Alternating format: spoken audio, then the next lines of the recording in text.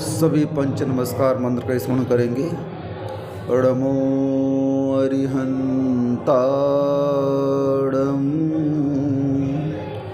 अडमो सिद्धाडम, अडमो आयरियाडम, अडमो वच्छायाडम, अडमो लोए सब साहुडम। हाँ नित्य घटती आयु है पर पाप मति घटती नहीं, आई बुढ़ोती पर विषय से कामना हटती नहीं। मैं यत्न करता हूँ दवा मैं, धर्म मैं करता नहीं, दुर्मोह महिमा से ग्रसित हूँ, नाथ बच सकता नहीं। कुंडलपुर के बड़े बाबा की जय। परम पूज्य मूल नायक श्री चिंतामणि पार्श्वनाथ जी भगवान की जय। परम पूज्य आचार्य परमेष्ठी श्री विद्यासागर जी महामुनिराज की जय।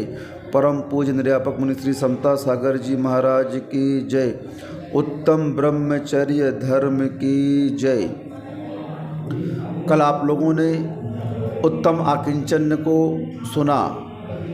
आकिंचन्य धर्म में तिलतुस मात्र भी अपना नहीं होता है, ये भावना उसके अंदर स्वभाव रूप में प्रकट हो जाती है। क्योंकि जब तक हम हल्के नहीं होंगे, जब तक हम पूरी तरह से शांत नहीं होंगे, तब तक यह आत्मा ऊर्ध्वगमन नहीं कर सकती है। तिलतुस मात्र भी अगर हमारे अंदर परिग्रह है, चाहे वह परिग्रह बहिरंग का हो और चाहे अंतरंग का कसाय रूप, पर में परिणति अगर हो रही है तब तक मुक्ति की प्राप्ति हमें हो नहीं सकती है। पूरी तरह से स्व में स्थिर होने का नाम ही ब्रह्मचर्य है। आचार्य महाराज कहते हैं कि जो पवित्र आत्मा स्त्रियों के सर्वांगों को देखकर अपने परिणामों को विकृत नहीं होने देते, वास्तव में उन्हीं के यह दुर्धर ब्रह्मचर्य व्रत होता है। क्योंकि वासना शब्द स्वयं कहता है वासना, इसमें आप वास ना करें, इसमें आप रमण ना करें।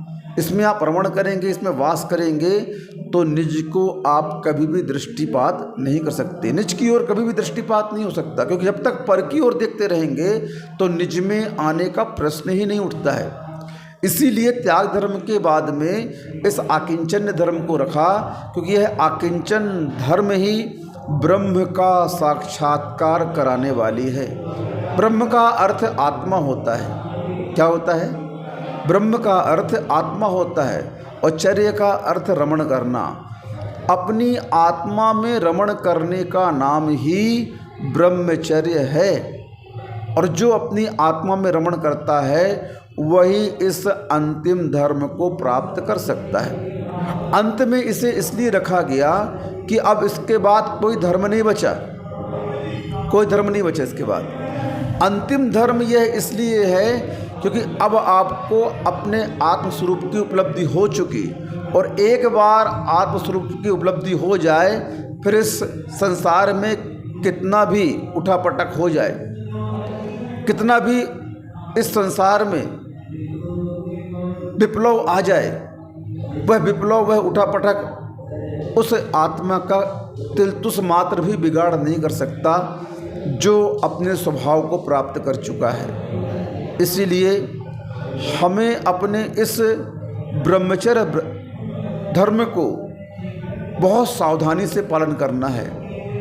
ब्रह्मचर्य व्रत दो प्रकार का होता है। एक ब्रह्मचर्य व्रत संपूर्ण विषय वासनाओं को त्याग करके यमरूप होता है कि मैं आजीवन ब्रह्मचर्य व्रत का पालन करूँगा।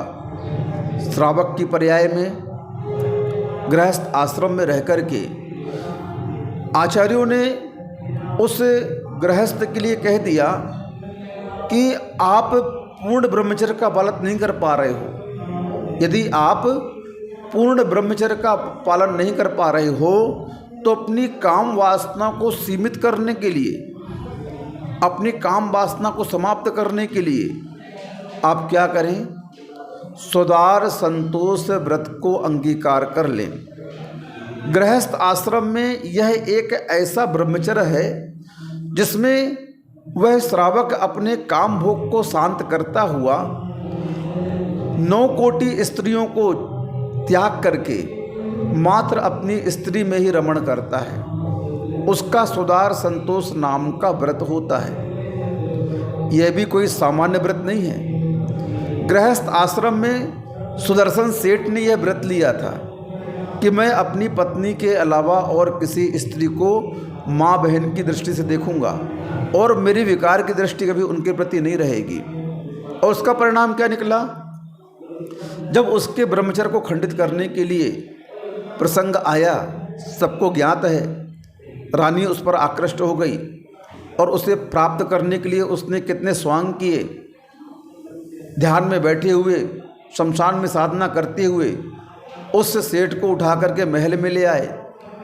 क्योंकि वह सुदार संतोष नाम का व्रत ले चुका था, उसकी पत्नी ने भी ले लिया था। दोनों इस ब्रह्मचर्य के पालन करने वाले थे। और परिणाम क्या हुआ? जब उसकी कुचेष्टाएं सफल नहीं हो पाई तो उसने अपने अंतिम मायाचारी का रूप दिखाया और अपने वस्त्र फाड़ करके वह चिल्लाने लगी, बचाओ बचाओ, ये मेरी इज्जत लूट रहा है। उसने वही संकल्प ले लिया कि नहीं, अब ये मेरा अंतिम पर्याय है, या तो मैं यहाँ राजा के माध्यम से मरण को प्राप्त होऊंगा और अगर यहाँ से बचता हूँ तो मैं सीधे मुनि बनूंगा। क्या बनूंगा? और सुदार संतोष व्रत का परिणाम तो देखो आप। राजा ने जब से सूली पर चढ़ाने का आदेश दिया, इस ब्रह्मचर्य जो गृहस्थ आश्रम का ब्रह्मचर्य है, उस सुदार संतोष नामक ब्रह्मचर्य व्रत को पालन करने का परिणाम देखो, वह सूली सिंहासन बन गई। क्या हो गई? सिंहासन बन गई। ऐसी कथा एक और आती है। उस कथा में दोनों एक पक्ष का व्रत लेते हैं, दूसरा शुक्ल पक्ष का लेता है और एक कृष्ण पक्ष का। और दोनों को जब पता चलता है, सुदार संतोष व्रत ले लेते हैं, आजीवन ब्रह्मचर्य में उसे बदल देते हैं। और जब सेठ के उस बिलझानी के प्रायश्चित को कि जो श्रावक तुम्हारे यहाँ भोजन करेगा और उसके भोजन करते ही चंदोबा सफ़ेद हो जाएगा, काला चंदोबा रसोई का, वही तुम्हारा प्रायश्चित पूरा होगा। जब उन श्रावकों का नंबर आया तो उनके भोजन करते ही पूरा चंदोबा क्या हो गया? धवल हो गया, सफ़ेद हो गया। इस ब्रह्मचर्य व्रत का ही मूल फल कहा गया है। शून्य के आगे रखने पर अंक का कोई महत्व नहीं होता है। अंक का महत्व कब होता है? जब शून्य उसके पीछे लगे। शून्य का महत्व भी कब होता है? जब वह अंक के पीछे लगे, तब वह गुणित क्रम से बढ़ता जाता है। ऐसे ही अन्य व्रतों का फल इस ब्रह्मचर्य व्रत के फल के ऊपर आधारित है। सबका फल एक तरफ और ब्रह्मचर्य व्रत का फल एक तरफ। इसीलिए यह ब्रह्मचर्य व्रत सभी को लेना चाहिए। महाराज, सभी को लेना चाहिए? हाँ, सभी को लेना चाहिए। आप यम रूप न लें, कम से कम आप जब तक गृहस्थ आश्रम में हैं तब तक के लिए तो ले सकते हैं कि नहीं ले सकते हैं? क्योंकि अब्रह्म का मूल कारण क्या है? पूज्यवर उमा स्वामी महाराज जी ने स्पष्ट कहा 7वें अध्याय में, उस ब्रह्मचर्य की भावनाओं को बताते हुए, स्त्री राग कथा श्रवण तन मनोहरांग निरीक्षण पूर्व रतानुस्मरण वृश्रेष्ठ रस स्वशरीर संस्कार त्यागः पंच। अब ब्रह्मचर्य की रक्षा करने के लिए इन 5 भावनाओं को प्रतिपल भाने के लिए आचार्य महाराज ने आदेश दिया। चाहे वह गृहस्थ आश्रम का श्रावक हो, सुधार संतोष का धारी, या अणुव्रतों का धारी, प्रतिमाधारी, या फिर महामुनिराज हों, कोई भी महाराज हो, उनके लिए 5 भावनाएं पूज्यवर उमा स्वामी महाराज जी ने कंपलसरी कह दी हैं कि आप इसका पालन करो। स्त्री राग, स्त्रियों का राग नहीं करो। आप स्त्रियों से राग करोगे, परिणाम क्या होगा? आपका ब्रह्मचर्य खंडित हो जाएगा। पूज्यवर नेमिचंद सिद्धांत चक्रवर्ती जी ने कर्मकांड में स्पष्ट कह दिया कि 4 कारण बताए हैं जिससे हमेशा बचकर के रहना चाहिए। कितने कारण? गोमठ सार कर्मकांड में पूज्यवर नेमिचंद सिद्धांत चक्रवर्ती जी ने 4 कारण बताए। पहला क्या? कामोद्दीपक आहार, उससे बचो। जो अपने को उत्तेजित करने वाला आहार है, उस आहार से बचो। पूज्यवर उमा स्वामी जी ने भी स्पष्ट कहा, वृश्रेष्ठ रस, गरिष्ठ रस का त्याग करो आप। क्योंकि सामान्य से हमारे यहाँ दार्शनिकों में भी 3 प्रकार के आहार कहे हैं: तामसिक आहार, राजसिक आहार और सात्विक आहार। इन आहारों का हमारे परिणामों से बहुत निकट का संबंध होता है। अगर हम तामसिक आहार करते हैं, कंदमूल आदि का आहार करते हैं, तो वह आहार हमारे जीवन में काम का बढ़ाने वाला होगा, काम का उद्दीप्त करने वाला होगा, और उसके कारण बार बार मन में ऐसे काम के विकार आएंगे।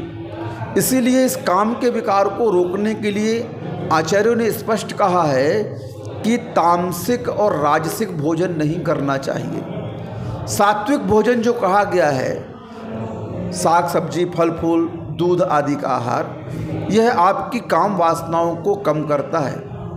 क्योंकि ब्रह्मचर्य धर्म जीवन में लाने के लिए बहुत स्ट्रगल करना पड़ेगा, बहुत संघर्ष करना पड़ेगा, बहुत पुरुषार्थ करना पड़ेगा। तब आप इस ब्रह्मचर्य की साधना को, जो आत्मा का स्वभाव है, या यूँ कह दो जो आत्मा ही है पूर्ण रूप से, उस आत्म तत्व को प्राप्त करने के लिए आपको इन निर्देशों का पालन करना अनिवार्य है। सबसे पहले यही निर्देश दिया, खान पान संयोजना को आप स्वस्थ बनाएं, जो कि आज के समय में सबसे ज़्यादा विकृत अगर कुछ है तो खान पान संयोजना। सबसे ज़्यादा अशुद्ध और बिगड़ी हुई अगर कुछ है तो खान पान संयोजना। और आजकल के इस भाग दौड़ की ज़िंदगी में फास्ट फूड की ज़िंदगी चल रही है। किसकी चल रही है? हर चीज़ कैसा हो रहा है? आचार्य जी ने एक बार कहा कि आज की लाइफ कैसी है? Fast life, fast food and fast dead.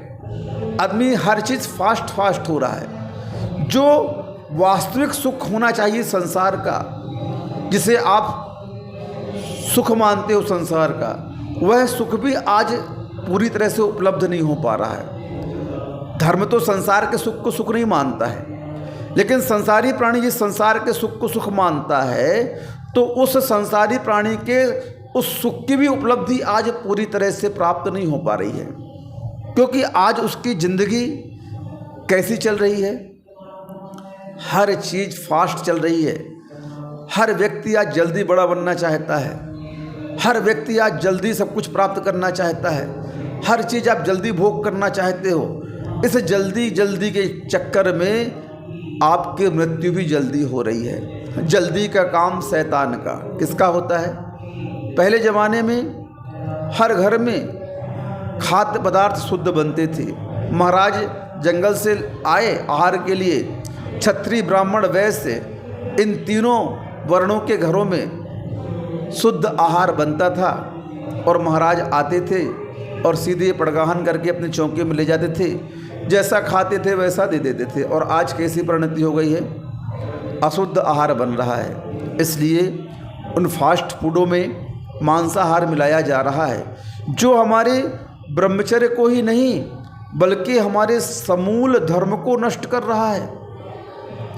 इससे बच्चे आज बचपन में ही काम वासनाओं के पीछे लग जाते हैं। कई बार सुनने में आता है कि 8-10 साल की बच्ची गर्भवती बन जाती है, सुनकर के आश्चर्य होता है।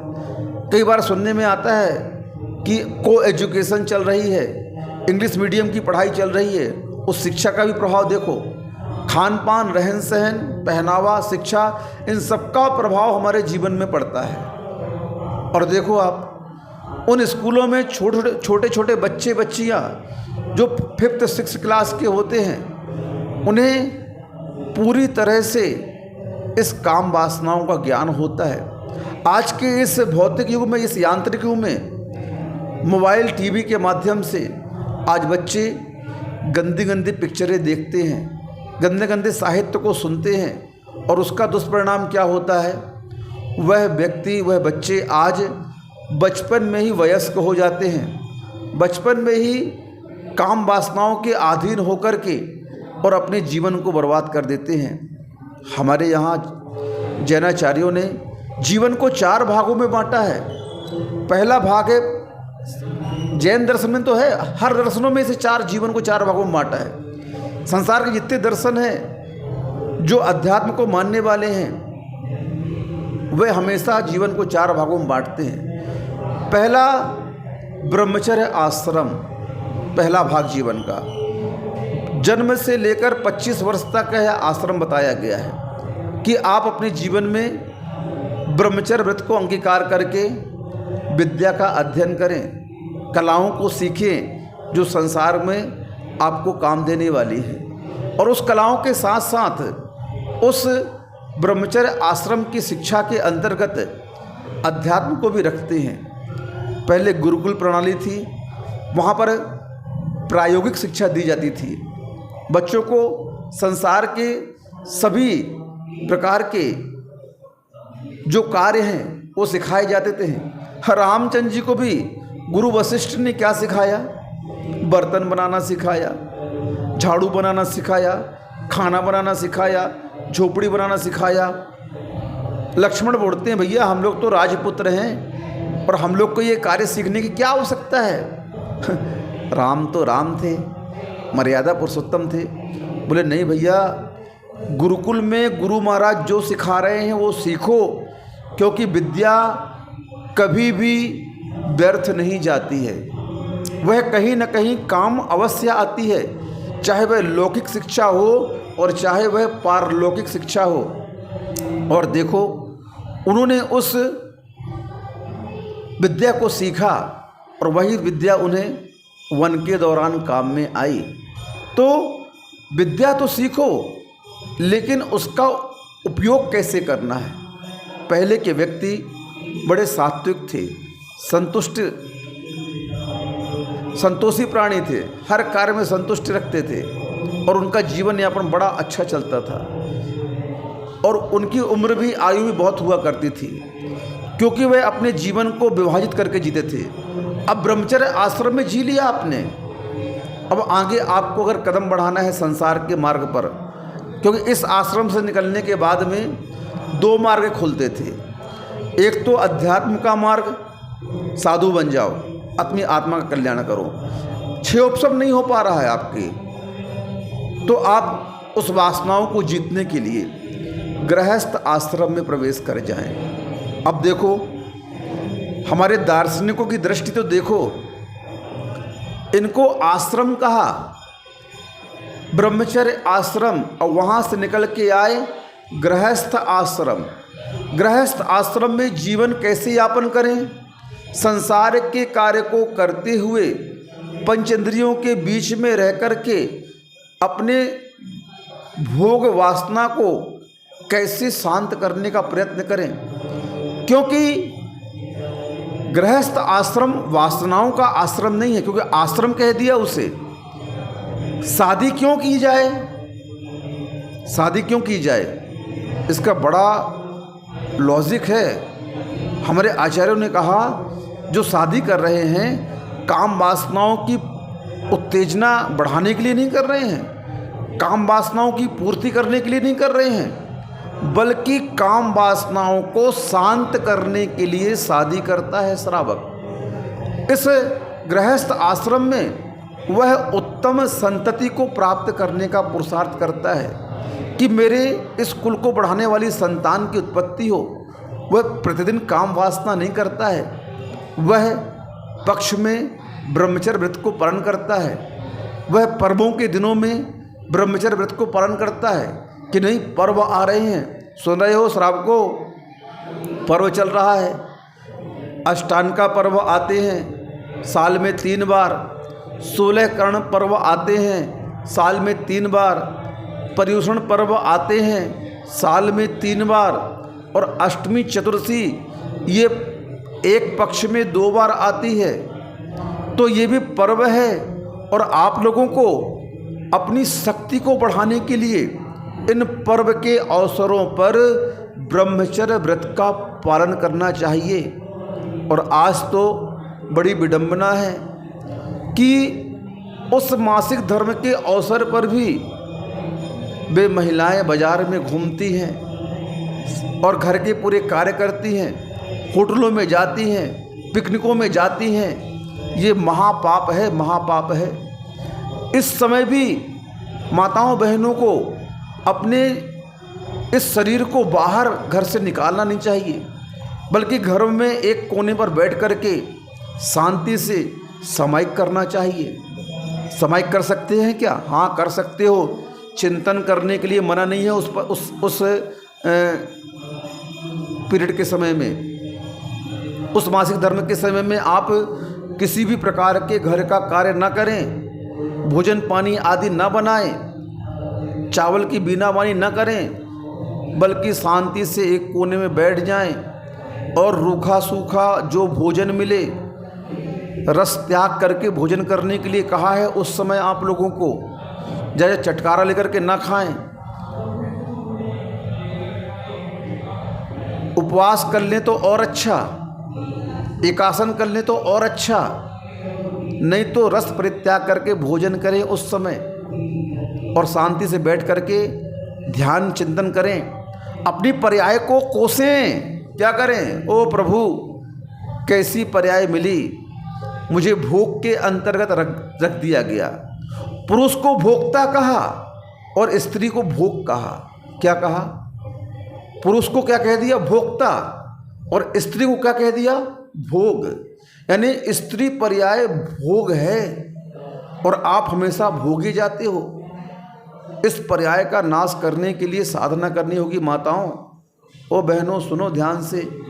जब तक इस पर्याय को नाश करने के परिणाम अंदर नहीं आएंगे कि हे भगवान, मैं कब इस पर्याय का नाश करके और पुरुष पर्याय को प्राप्त करके मुनि बनूं, तब तक तुम्हारी दशा सुधरने वाली नहीं है।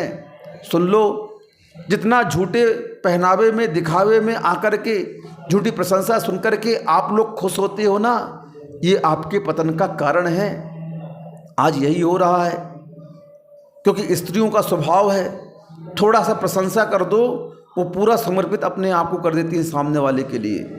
सामने वाला किस जाति का है, किस संप्रदाय का है, गरीब है, अमीर है, कुरूप है, कैसा है, कुछ भी उससे लेना देना नहीं है। मात्र प्रशंसा के 2 शब्द सुने आपने और आपने अपनी इज्जत पूरी सामने वाले के हाथ में सौंप दी। परिणाम क्या हुआ? जिंदगी भर पछताते हैं। मैंने एक नहीं 100 उदाहरण देखे ऐसे जीवन में, अपने सैकड़ों उदाहरण देखे। मैं जिस गांव में बैठा हूं, आप लोग जिस प्रवचन को सुन रहे हैं, इस गांव में अच्छे अच्छे श्रेष्ठी हैं जिनकी लड़कियों ने भग करके ब्याह किया और आज उनकी तलाक हो गया बैठे हुए घर में। हम लोगों ने कई ऐसे प्रसंग देखे हैं कि जो अपने संप्रदाय को, अपनी जाति को छोड़ करके अन्य जाति से शादी करता है, वह लड़की और वह लड़का जीवन भर कभी सुखी नहीं रहता है। सुखी क्यों नहीं रहता है? उसका कारण क्या है? आपको धर्म का श्राप लगा, आपको परिवार का श्राप लगा, आपको समाज का श्राप लगा, क्योंकि आपने इस कार्य को करने के लिए किसकी किसकी उपेक्षा की? आपने सबसे पहले धर्म की उपेक्षा की, आपने परिवार की उपेक्षा की और आपने समाज की उपेक्षा की। तीन महासमितियों की उपेक्षा करने का परिणाम क्या होगा? तुम कभी सुखी नहीं रह सकते हो। तुम्हारे जीवन में हमेशा खटपट बनी रहेगी, तनाव बना रहेगा, अशांति बनी रहेगी, दरिद्रता बनी रहेगी। और एक दिन ऐसा आएगा कि आपस में तुम लोग इतना मनमुटाव कर बैठोगे कि कोर्ट में जाकर के तलाक ले लोगे। और होता वही है। साल 2 साल के अंदर, 3 साल के अंदर, 4 साल के अंदर, अधिक से अधिक 5 साल में ऐसी परिस्थितियाँ आती हैं, वह परिवार बिखर जाता है। अब क्या स्थिति हुई? धोबी का कुत्ता, न घर का न घाट का। अब आओ समाज में, अब माँ बाप का मुंह काला करके गए, अब आकर के पुनः माँ बाप को रखना पड़ रहा है मजबूरी में, मोह बसात। क्या करें बेचारे, रख रहे हैं तुम्हें। अब तुम्हारा प्रबंध कर रहे हैं। पहले मुंह काला करके आई, अब पुनः बाप के यहाँ रुक करके मुंह काला कर रही है पूरे समाज में बाप का। साधु लोग आहार करने नहीं जा रहे उन पिताओं के यहाँ। क्यों? अपनी बेटियों घर में बैठा कर रखे। पहले समर्थन किया, अब उसको घर में रखे हैं। साधु आहार करने नहीं जा रहा उसके यहाँ। बेचारे की दुर्गति हो रही है मोह के कारण। तुम्हारे इस छोटे से भूल के कारण क्या परिणाम हो रहा है देखो तो। इसीलिए प्रत्येक माँ बाप को चाहिए कि अपने बच्चों को वो शादी तक के लिए ब्रह्मचर्य व्रत को दिलाएं और उनके आहार आदि को सात्विक रखें। जो भोजन पान दिया जाता है फास्ट फूड उसमें शामिल न हो। और पहनावा का तो खास तौर से ध्यान रखा जाए। बच्चे जब छोटे होते हैं उन बच्चों को ड्रेस लाकर कौन देता है? सुन रहे हो? बच्चे जब छोटे रहते हैं उन बच्चों को ड्रेस लाकर कौन देता है? मुझे बताओ पहले। सबसे ज़्यादा माँ बाप अपने बच्चों को आधुनिक परिधान पहनाते हैं, आधुनिक ड्रेस पहनाते हैं। और ऐसी ड्रेस रहती है जिसमें अंगोपांग बच्चों के दिखते हैं, बच्चियों के दिखते हैं, और उससे वे प्रभावित हो जाते हैं। कॉलेज में बच्चियां जाती हैं, उनके कपड़ों को देखिए आप, कितने छोटे वस्त्र पहन करके जाते हैं। महाराज फैशन है, आप क्या जानो? हाँ मुझे मालूम फैशन है। उस फैशन का परिणाम सुनो क्या होता है। बच्ची ऐसे कपड़े पहन करके कॉलेज गई और वहाँ के 4-5 बच्चों ने उसे छेड़ दिया और बच्ची रिपोर्ट करके आ गई, इन बच्चों ने छेड़ा। मामला कोर्ट पर पहुँच गया, कोर्ट में पेशी हुई। जज ने पूछा बच्चों से, बच्चे भी शरीफ घर के थे, अच्छे परिवार के थे, अच्छे खानदान के थे, क्यों आप लोगों ने इस बच्ची को छेड़ा है क्या?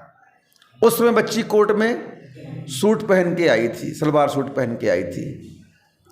बच्चों ने कहा नहीं जज साहब, हम कसम खाते हैं गीता की, हमने इस लड़की को नहीं छेड़ा। जज साहब उन बच्चों की उस गवाही को सुनकर के दंग रह गए। बोले बच्चे पूरी कॉन्फिडेंस के साथ बोल रहे हैं कि हमने इस बच्ची को नहीं छेड़ा है।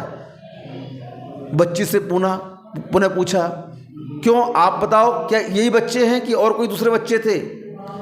बच्ची भी पूरे विश्वास के साथ कहती है नहीं जज साहब यही बच्चे हैं, इन चारों ने मुझको छेड़ा था, यही बच्चे हैं, मैं विश्वास के साथ कहती हूँ। जज अचंभे में पड़ गया, क्या निर्णय दूँ? उसने निर्णय को कल के लिए छोड़ दिया और बच्ची को कहा कि तुम उस दिन जिस वस्त्र को पहन करके कॉलेज गई थी, जो ड्रेस तुमने कॉलेज के समय पहनी थी, कल तुम इसी ड्रेस को पहन करके अदालत में आना। बच्ची उसी ड्रेस को पहन करके अदालत में आई, जो बहुत भद्दी थी, अश्लील दिख रही थी, बहुत शॉर्ट थी, जिसके माध्यम से अंगोपांग उसके उत्तेजित दिख रहे थे। और जैसे ही वह अदालत में आई, बच्चे आए। फिर बच्चों से पूछा जज साहब ने, क्यों बच्चों, पुनः मैं आपसे पूछ रहा हूँ, क्या यही बच्ची थी उस दिन जिसको आपने छेड़ा था? चारों बच्चों ने एकदम हाँ कह दिया, हाँ जज साहब यही बच्ची थी जिसको हमने छेड़ा था। अब जज साहब देख करके अचंभे रह गए। बच्चों ने कहा जज साहब हमने छेड़ा, लेकिन किस बच्ची को छेड़ा? जो नंगी घूम रही है सड़क पर, जिसके वस्त्र छोटे छोटे हैं, जो अश्लील दिख रही है। इसको देख करके हमारे अंदर विकार पैदा हो गया। जज साहब ने बोला हाँ बात तो सही है, गलती इन बच्चों की नहीं है, गलती इस लड़की की है जो समाज के बीच में, जो समुदाय के बीच में, जो भीड़ में ऐसे वस्त्र पहन करके निकल रही है। तो इसका क्या, अच्छे अच्छे बूढ़ों का मन भी विचलित हो जाएगा, क्योंकि अंगोपांग देखने से विषय वासना बढ़ती है। तन मनोहरांग निरीक्षण कहा है इसकी रक्षा करने में। अब सभी तो ब्रह्मचारी हैं नहीं। तुम सोचो कि मेरी लड़की मार्केट में निकले छोटे वस्त्र पहन करके अपने अंगोपांग को दिखाने हुए, तो क्या भैया रोड में चलने वाले सभी राहगीर ब्रह्मचारी हैं क्या? सभी साधु हैं क्या? नहीं है। और इसका दुष्परिणाम क्या होगा? सारी आम इज्जत लुट जाएगी बच्चों की। इसलिए बार बार आप लोगों से ये कहना है कि आप लोग उच्च कुल के जन्म लेने वाले कहलाते हैं। उच्च कुल में आप लोगों का जन्म हुआ और उच्च कुल में जन्म लेने के उपरांत आप नीच कुल जैसी हरकतें कर रहे हो। शर्म आनी चाहिए आपको। पढ़े लिखे कह रहे हो अपने आप को आप लोग। क्या पढ़े लिखे हो आप लोग? पढ़ा लिखा वह कहलाता है जिसके अंदर सादगी आती है, जो मर्यादाओं को जानता है, जो विनय करता है, जो धर्म की इज्जत करता है, धर्म गुरुओं की इज्जत करता है, जो माता पिता की इज्जत करता है, जो समाज की इज्जत करता है, विनय करता है, उसे कहते हैं पढ़ा लिखा। आप जैसे मूर्खों को तो पढ़ा लिखा नहीं, डिग्री प्राप्त कर लेने से कोई पढ़ा लिखा होता है क्या?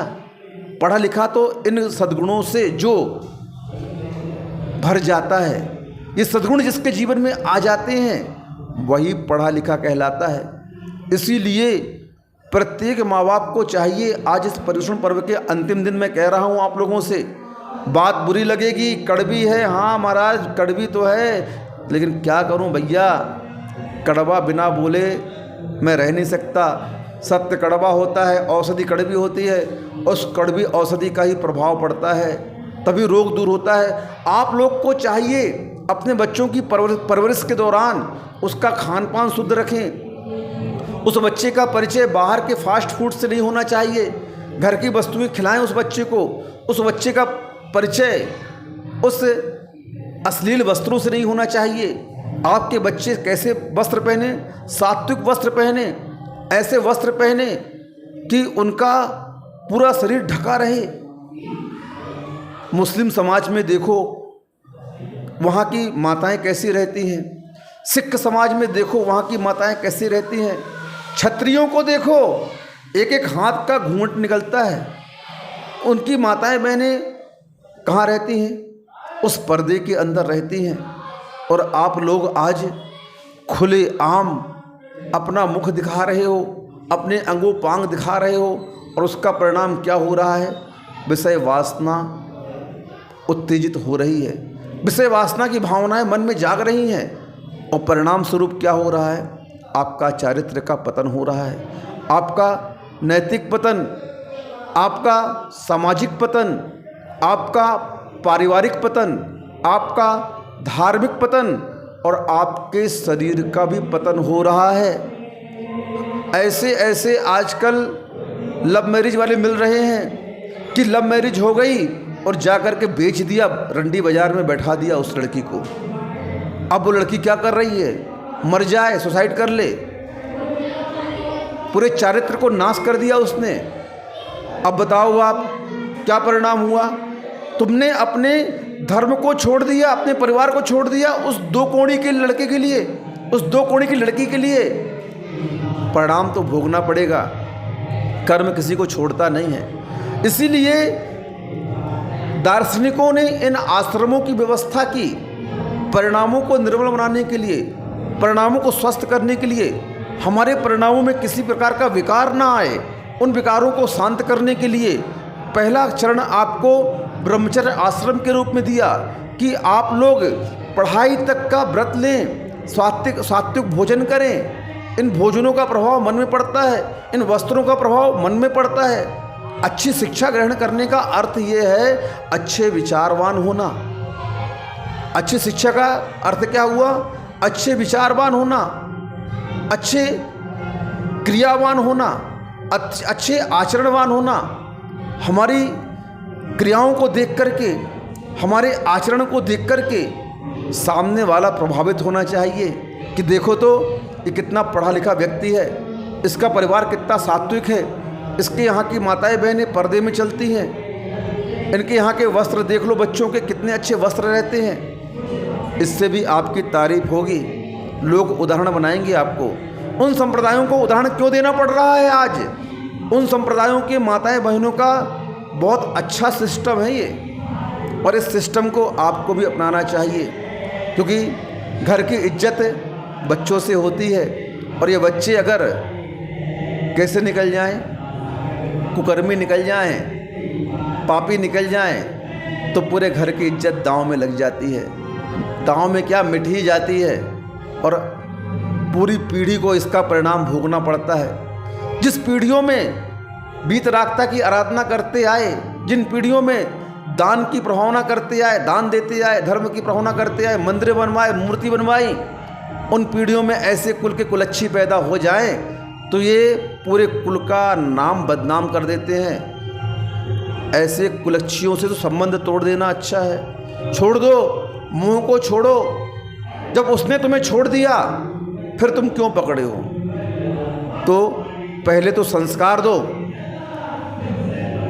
खान पीन शुद्ध रखो, पहनावा शुद्ध रखो, उसकी शिक्षा शुद्ध रखो। मंदिर भेजिए, पाठशालाएं भेजिए, अभिषेक के लिए भेजिए बच्चों को, बच्चियों को संडे संडे पूजन कराइए छुट्टी के दिन में, शाम को पाठशालाएं भेजें, ताकि उसकी आत्मा में संस्कार धर्म के पल्लवित हो सकें, वह धर्म को समझ सके धर्म क्या है। बच्चों को स्पष्ट रूप से इस विषय वास्तवों के बारे में बताना चाहिए। माताओं को खासतौर से अपने बच्चियों को इस प्रकार का उपदेश देना चाहिए, ताकि वे बच्चियां अपने जीवन में उस चारित्र का महत्व समझ सकें कि मेरे को चारित्र की रक्षा करनी है, अपने आप को बचा करके चलना है। उस सील का हम संवर्धन करें, उस सील को हम बचा के रखें, वही सील हमारे आत्मा की रक्षा करेगी।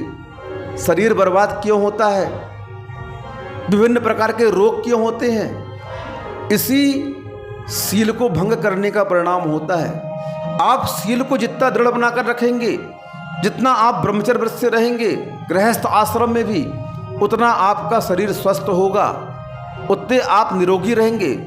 क्योंकि काम वासनाओं के अधीन होकर के जो इस विषय भोगों को भोगता है, काम वासनाओं को भोगता है, उससे उसके शरीर का वीरंत्याय कर्म का क्षोभसम घटता है, उससे उसके शरीर का वीर पतन होता है, जो शरीर की शक्ति कहलाती है, और शक्ति का नाश होने से विभिन्न प्रकार की बीमारियां आती हैं। शुभचंद्र आचार्य महाराज ने ज्ञानारणों में स्पष्ट बताया कि कितने बूंद खून मिलकर के एक बूंद वीर्य बनता है, और वह वीर्य पूरी शक्ति होती है शरीर की, और उस शक्ति का ह्रास होने से वह जीव, वह आत्मा, उसका शरीर बीमार हो जाती है।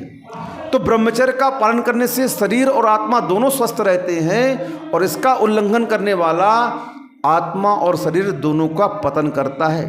इसलिए इस गृहस्थ आश्रम में आकर के आप कैसा जीवन जिए, सात्विक जीवन जिए, सुधार संतोष व्रत को अंगीकार करें, पर्व के अवसरों पर आप ब्रह्मचर्य का पालन करें, अष्टमी चौदस को आप ब्रह्मचर्य का पालन करें, उपवास करें, एकासन करें, ये भी कह दिया रस परित्याग करके भोजन करें, ताकि आप शांत बने रहें, आपकी वासना शांत होती रहे। तो हमारे जीवन में इस प्रकार के विकल्प सामने आएंगे, इस प्रकार की परिस्थितियां सामने आएंगी, और उन परिस्थितियों से बचने के लिए हमें इन उपायों का सहारा लेना पड़ेगा। फिर उसके बाद इस वासना को शांत करके गृहस्थ आश्रम में आप संन्यास करिए, आप पूर्णतः ब्रह्मचर्य का पालन करिए। फिर उसके बाद क्या करिए, जब ब्रह्मचर्य का अभ्यास हो जाए फिर वानप्रस्थ जाइए, दीक्षा लीजिए, एलक क्षुल्लक बनिए, मुनि बनिए, आर्यिका बनिए, क्षुल्लिका बनिए, ग्रह का त्याग करिए, मोह का त्याग करिए। तभी इस आत्मा के उस स्वभाव, उस ब्रह्मचर्य को आप पाल पाएंगे, नहीं तो संसार में निमित्त कैसे मिलते हैं। तो सबसे पहला यह कह दिया नेमिचंद सिद्धांत चक्रवर्ती जी ने गुम्मट सार कर्मकांड में कि काम को उत्तेजित करने वाले आहार न करें, विषय भोग संबंधी चिंतन ना करें, आप बार बार अपने चिंतन में इसको ना लाएं, इसीलिए तो श्रावक के जीवन में षट आवश्यक रखे गए हैं। षट कर्माणि दिने दिने, गुरु जी कहते नहीं क्षणे क्षणे, देव पूजा, गुरु उपासना, स्वाध्याय, संयम, तप, त्याग, ये 6 आवश्यक प्रतिक्षण अपने दिमाग में रखो, ताकि इस दिमाग में काम वासनाओं का चिंतन ना आए, विषय भोगों का चिंतन ना आए, और आपके उपयोग में ये विकार के रूप में सामने आए। इसको साकार करने का परिणाम ना हो। विकार को कभी भी साकार करने के परिणाम हमारे अंदर नहीं आना चाहिए, और उसका माध्यम यही है कि हम इसे चिंतन का विषय ना बनाएं। हम उस उत्तेजित करने वाले चित्रों से बचें, उन साहित्यों से बचें, उन कथाओं से बचें जो हमारे मन में विकार उत्पन्न करने वाली होती हैं। तब कहीं जाकर के हम अपने आप को ब्रह्मचर्य में ढाल सकते हैं। फिर तीसरा क्या कह दिया? कुशील व्यक्तियों की संगति से बचें। चारुदत्त की कथा तो आप लोगों ने सुनी होगी कि वह चारुदत्त जो बिल्कुल शांत था, जो धार्मिक था, जो स्वाध्याय करता था, जिसे वैराग्य हो रहा था, जो घर त्यागने का संकल्प कर रहा था कि अब मुझे घर में रहना नहीं है, अपनी आत्मा का कल्याण करना है। माता पिता ने देखो उसके चाचा से मिलकर के उसे वेश्या की संगति में लगा दिया, और उस वेश्या की संगति में आकर के उसने अपने पूरी संपत्ति को 56 करोड़ दिनार को वेश्या को दे दिया। किसको दे दिया? और पूरा जीवन नष्ट हो गया। जब उसके बाद संपत्ति समाप्त हो गई तो उसको शौच कूप में फेंक दिया वेश्या ने। कहाँ फेंक दिया? उस मल विसर्जित करने वाले स्थान में भेज, जहाँ आप लोग पोटी करते हो ना, वहाँ फेंक दिया। अब बताओ आप, उसे समझ में आया ओहो मैंने पाप किया। फिर वह अपने आप को संभालता हुआ जब सद्मार्ग में आता है तब उसका कल्याण होता है। अंजन चोर को देख लो, बहुत सारे ऐसे कथानक आपको मिल जाएंगे कि कुशील व्यक्तियों की संगति करने से कैसे यह जीवन नाश हो गया। आप लोगों को इस बारे में सोचना चाहिए। और वेद कर्म की उदीर्णा, चौथा कारण कह दिया। क्या कह दिया? अब वेद कर्म की उदीर्णा क्यों होती है?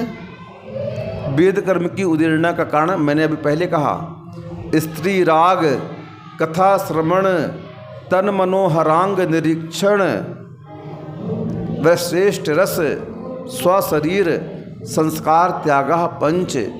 इस शरीर को ज़्यादा संस्कारित नहीं करो, इससे ज़्यादा ये मल की पिटारी है और इस पर तुम लेप कर रहे हो। किसको दिखाने के लिए कर रहे हो? सोचो तो थोड़ा सा, कुछ नहीं होने वाला। इसलिए आप लोगों को चाहिए कि आप उस कर्म की उदीर्णा से बचें।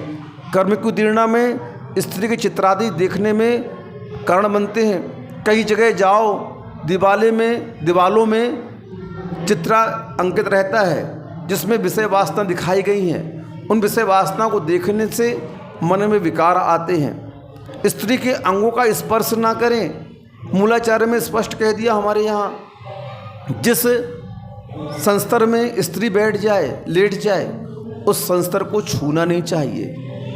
क्या नहीं करना चाहिए? छूना नहीं चाहिए। क्यों? वह अपवित्र हो चुका है। क्या हो चुका है?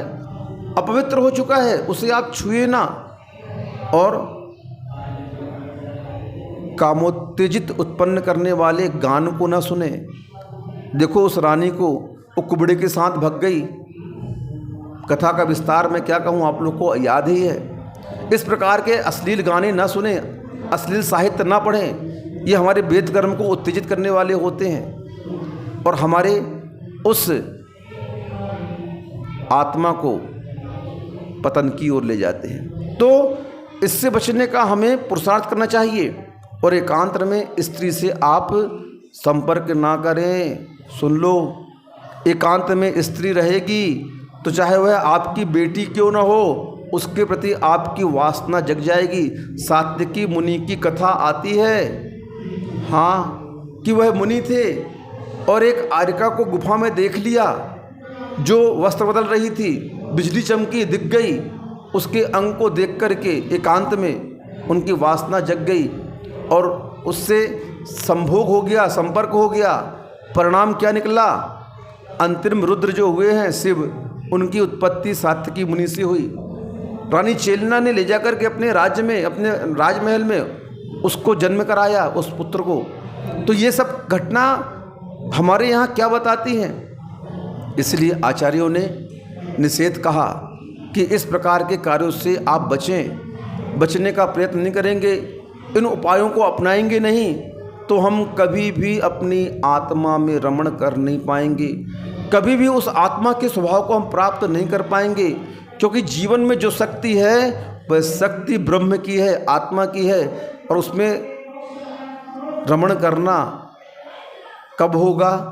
जब आप संसार के विषय वासनाओं से बचेंगे। जितनी भी रिद्धियाँ प्राप्त होती हैं, उन रिद्धियों का प्राप्त करने का मूल उपाय क्या है?